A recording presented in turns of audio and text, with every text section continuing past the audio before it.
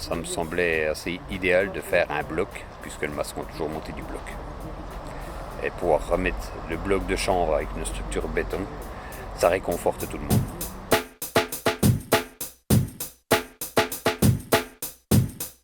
Et du coup, pour aborder le chanvre, je trouve que c'est vraiment un bon palier, une bonne marche à monter, du parpaing de chanvre.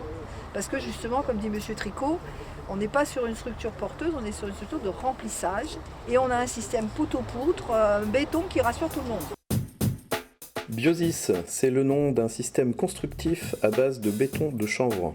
Un concept à la fois traditionnel et novateur, puisqu'il s'agit de blocs qu'on emboîte pour monter des murs. Il fallait, pour pouvoir mettre une structure béton à l'intérieur du chanvre, avoir des parois au minimum de 7 cm et demi. Une structure béton doit avoir des poteaux de 15 par 15 au minimum. Donc le calcul était vite fait, il fallait des blocs de 30 cm. Et il y avait toujours ce problème de joint mince qui faisait un pont thermique. Et pour résoudre le problème du pont thermique, j'ai juste pensé à faire de l'emboîtement rainure languette. Quand on emboîte le bloc, il ne peut pas bouger. Oui. Ça, c'est pour éviter de mettre de la colle. Et celui-là, c'est pour couper le fil d'air qui pourrait passer s'il n'y avait pas d'emboîtement, étant donné qu'on n'a pas de colle.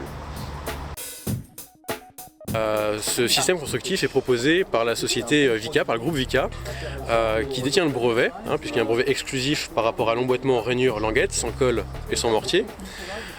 Et Vicat, en outre, fabrique et fournit le liant qui sert à fabriquer le béton de chanvre, c'est-à-dire du ciment naturel prompt, qui en outre a la capacité de conserver la capacité des matériaux biosourcés à gérer l'humidité, donc très important. Et là, l'intérêt d'avoir aussi du béton, c'est de dire que l'écologie, c'est pas non plus supprimer tout ce qu'on a fait pendant des années pour passer à autre chose. C'est vraiment d'accompagner les gens à faire muter leur métier. Et le maçon, il a vraiment une part aussi toujours importante dans le bâtiment. Et il faut lui garder cette part.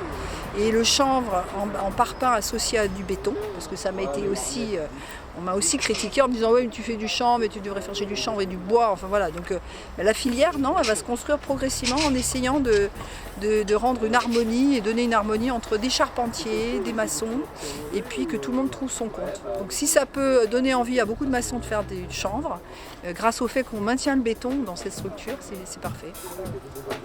Super, merci.